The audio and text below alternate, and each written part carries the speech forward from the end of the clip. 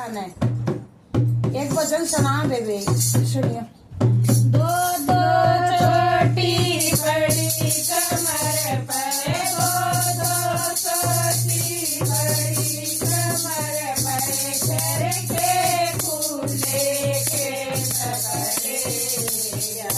करवाले मान रो पट पाँचू पाँचू प्यार करे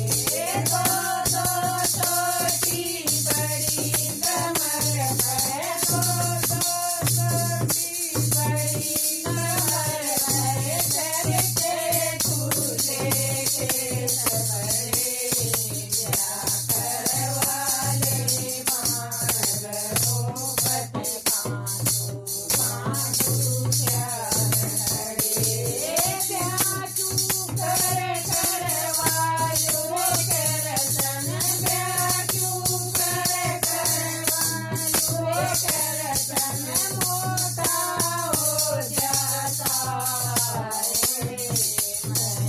अर्जुन की बहू बनूंगी तो अर्जुन का सहारे क्यों कर ब्याह करवायो करसन क्यों कर ब्याह करवायो करसन मोटा हो जाता है मैं अर्जुन की बहू बनूंगी तो अर्जुन का सहारा